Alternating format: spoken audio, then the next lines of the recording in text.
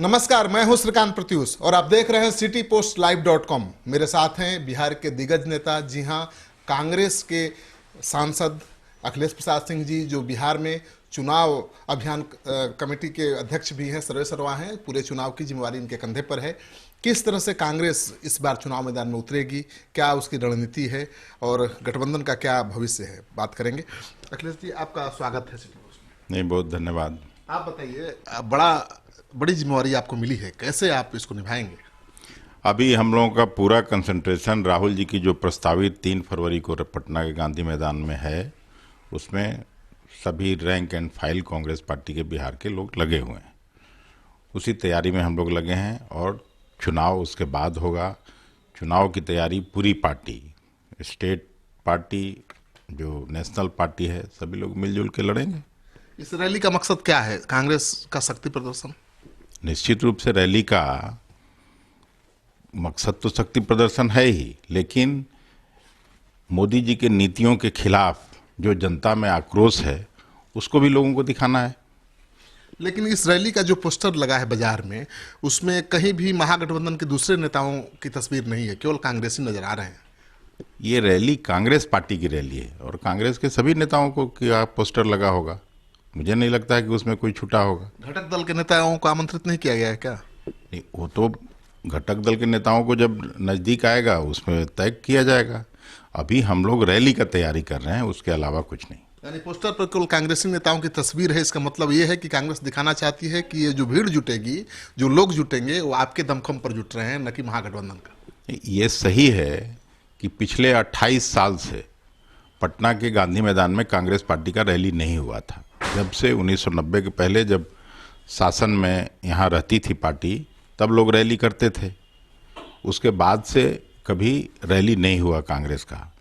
तो हम लोगों ने सोचा कि निश्चित रूप से एक राहुल जी के अध्यक्ष बनने के बाद राहुल जी के प्रति लोगों का आकर्षण है, केवल देश के दूसरे प्रांतों में नहीं बल्कि बिहार में भी है वो आकर्षण। तो उसको हम लोग रैली के माध्यम से दिखाना चाहते हैं, इसमें गलत क्या है? लेकिन आपने खुद कहा कि एक अरसे बाद गांधी मैदान में कांग्रेस की रैली हो रही है, यानी इतनी भीड़ जुटाने को लेकर आश्वस्त कभी कांग्रेस नहीं थी। अखिलेश जी अभी बिहार के चुनाव के प्रभार में भी हैं, इतनी बड़ी रैली आप कर रहे हैं, तो क्या उम्मीद है कांग्रेस गांधी मैदान को भर देगी? गांधी मैदान को नहीं, पटना को भरने की पूरी तैयारी है। देखिए, अभी तक मैं अकेले अपना इंडिविजुअली 2000 बड़े बसेज का सब जगह मैं पैसा दे चुका हूँ। अपने साथियों से बात कर चुका हूँ कि कहाँ किस ज़िले से कितना। अकेले मुजफ्फरपुर में आप जाइए, आपको कोई भी बता देगा। वहाँ 500 बस था और 500 बस हम लोगों ने उसको सबका पैसा दिया है, सबको ये लाने की तैयारी है। उसी तरह से मोतिहारी में, नालंदा में, जहानाबाद में, अरवल में, गया में, इधर पटना के आसपास के इलाके में, वैशाली में, सब जगह जितनी बसेज हैं सब हम लोगों ने किया है। तो सीटों के बंटवारे को लेकर पेच कहाँ फंसा हुआ है? आप बोल रहे थे खरमास बाद सब कुछ ठीक ठाक हो जाएगा। खरमास बीते हुए कितने दिन हो गए, अब तक कुछ पता ही नहीं चल रहा है। किसका सीटों का बंटवारा हो गया? राजग का हो गया? बिल्कुल हो गया। वो कितने सीटों पर लड़ेगा, कौन दे, तो तय हो गया।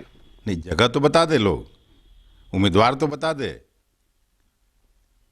दे, ये सब। देखिए, कुछ बातें श्रीकांत जी आप भी समझते हैं, ऐसा नहीं है। महागठबंधन की सीटें कहाँ किसको किस पार्टी को लड़ना है सबको मालूम है, जो नेता हैं। लेकिन निश्चित समय पर वो जरूर आपको, सारे अखबार को, मीडिया को, सबको बताया जाएगा। लेकिन आप चुनाव के प्रभारी हैं, तो आपसे ये उम्मीद तो बनती है, इस सवाल का जवाब देंगे कि कितनी सीटें उम्मीद करती है कांग्रेस? देखिए, सीट महत्वपूर्ण नहीं है आज के डेट में। महत्वपूर्ण ये है कि कैसे नीतीश कुमार और भारतीय जनता पार्टी के उम्मीदवार को उस सीट पर हराया जाए। वहाँ जहाँ राष्ट्रीय जनता दल के उम्मीदवार ज़्यादा अच्छे हैं वहाँ वो लड़ेंगे। जहाँ कांग्रेस का उम्मीदवार ज़्यादा अच्छा है वहाँ कांग्रेस लड़ेगी। जहाँ उपेंद्र जी का उम्मीदवार ज़्यादा मजबूत है वहाँ उपेंद्र जी के उम्मीदवार लड़ेंगे। जहाँ मांझी जी के उम्मीदवार ज़्यादा सशक्त हैं वहाँ वो लड़ेंगे। जहाँ मुकेश सहनी जी का उम्मीदवार है वहाँ वो लड़ेगा। लेकिन अब जो खबर आ रही है कि 7 से ज़्यादा सीट, यानी 42 सीटों पर आप लड़े थे विधानसभा, 6 होता है विधानसभा अमूमन लोकसभा में, तो 7 सीटें ही आपकी बनती हैं, ऐसा कहा गया है। पता नहीं खबर आपको कहाँ से आ रही है, लेकिन हम ये कह सकते हैं कि 7 क्या हम लोग 10 से ज़्यादा सीटें लड़ेंगे, इतना मैं आपको बोल सकता हूँ। 10 सीट नहीं मिलेगा तो बात नहीं बनेगी, उत्तर प्रदेश वाली हालत हो सकती है, अकेले मैदान में जा सकते हैं? बिल्कुल नहीं।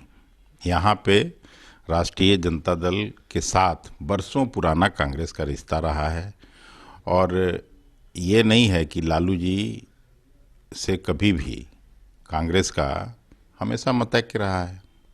आप एक आध सिंगल उदाहरण दे सकते हैं, लेकिन मोर और लेस उसके बाद भी लालू जी कभी भी भारतीय जनता पार्टी के साथ नहीं गए।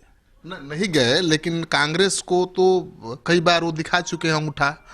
उसके पिछले लोकसभा में 3 सीट से ज़्यादा देने को तैयार नहीं थे, कांग्रेस को अकेले जाना पड़ा चुनाव मैदान में। इस बार क्यों नहीं हो सकता है ऐसा कि 7 से ज़्यादा नहीं दे? तो वो तो मैं बोल ही रहा हूँ कि एक सिंगुलर उदाहरण आप दे सकते हैं बार बार उसी का हवाला दे के, लेकिन ये सब कोई झगड़ा का कारण नहीं बनने वाला है। जितनी सीटें देगा आरजेडी आप मान जाएंगे? सब नेताओं के आपसी सहमति है, इसमें कोई ये नहीं है। आप जो समझ रहे हैं वो स्थिति है नहीं, ये गठबंधन तय है और इसमें इधर उधर एक पैसा भी होने वाला नहीं है। तेजस्वी यादव को क्यों नसीहत देनी पड़ी कांग्रेस को? उन्होंने कहा कि कांग्रेस ही देश में विपक्ष का नेतृत्व कर सकती है, लेकिन कांग्रेस को बड़ा दिल रखना पड़ेगा, बड़ा दिल दिखाना पड़ेगा, यानी जो क्षेत्रीय दल है उनको ज़्यादा अहमियत देनी पड़ेगी। मैं भी कह रहा हूँ कांग्रेस को बड़ा दिल रखना पड़ेगा, सारी जिम्मेवारी कांग्रेस की है, तो दिल भी बड़ा कांग्रेस का ही रखना पड़ेगा। और कांग्रेस का दिल बड़ा है, इस बात को समझा जा सकता है। कांग्रेस ने कभी भी सेकुलरिज्म के पॉइंट पर और मोदी जी के हटाने के पॉइंट पर कोई भी समझौता किया है? इसमें कहाँ कोई ये है? एकदम साफ है कि सीट को लेकर कोई गठबंधन में बवाल नहीं मचेगा, उन्हें कांग्रेस छोड़ेगी नहीं गठबंधन। दूर दूर तक मैं आपको कह रहा हूँ, यहाँ पे गठबंधन अटूट है और सारी पार्टियां मिलकर चुनाव हराएगी भारतीय जनता पार्टी और नीतीश कुमार के यूपी गठबंधन। में जो कांग्रेस अकेले लड़ रही है, क्यों ऐसी नौबत आ गई? आपको दुख है कि नहीं? उत्तर प्रदेश में कांग्रेस को छोड़ करके सपा बसपा ने समझौता कर लिया, कितना कैसा लग रहा है? अब वहाँ की स्थिति मैं नहीं जानता हूँ, लेकिन कुछ न कुछ वहाँ भी आप आने वाले समय में देखेंगे कि स्ट्रेटेजिक अलायंस हो जाएगा, मुझे पूरा विश्वास है। अभी भी आपको उम्मीद है? सीट छोड़ा कहाँ? तो बांट लिया आधा आधा, लगभग 2-2 सीट छोड़ा है। मैं एक वर्ड यूज़ किया हूँ स्ट्रेटेजिक अलायंस का, और कल अखिलेश यादव जी का आपने भाषण सुना होगा कैलकाटा का, तो उसमें वहाँ भी उन्होंने यही कहा है और सारे नेताओं ने यही कहा है कि भारतीय जनता पार्टी मोदी जी को उम्मीदवार को हराने वाला कोई भी पार्टी मजबूत दिखे तो सबको उसकी मदद में आगे आना है।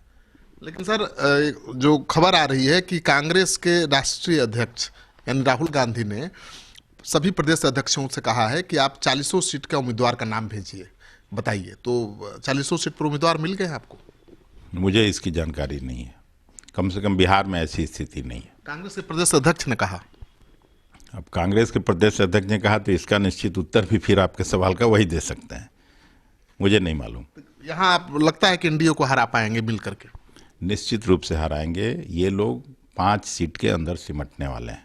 मैं जो स्थिति बिहार में देख रहा हूँ, मैं जिस जिले में जाता हूँ, जिस ब्लॉक में जाता हूँ, पूरा उफान है मोदी जी के खिलाफ। तो आपने सुन लिया अखिलेश सिंह को, और इन्होंने तो एक बात तो साफ कर दिया है, आपके जहन में भी अब सवाल नहीं रहना चाहिए कि कांग्रेस उत्तर प्रदेश की तरह बिहार में अलग लड़ेगी। यहाँ जो कुछ भी हो, कांग्रेस हमेशा महागठबंधन में शामिल रहेगी और शामिल होकर ही चुनाव लड़ेगी, ये अखिलेश जी ने साफ कर दिया है। और अखिलेश जी की बातों को आप हल्के से ले भी नहीं सकते हैं, क्योंकि चुनाव के सर्वे सर्वा बिहार में तो यही है, ये जो तय करेंगे वही होगा। आपको ये कार्यक्रम अच्छा लगे और अखिलेश जी के जवाब में दम दिखे तो इस वीडियो को अपने दोस्तों के साथ शेयर करिए। अगर आपने अब तक हमारा न्यूज़ चैनल सब्सक्राइब नहीं किया है तो कर लीजिए। आपका सहयोग समर्थन लगातार मिल रहा है, उसके लिए बहुत बहुत आभार। नमस्कार।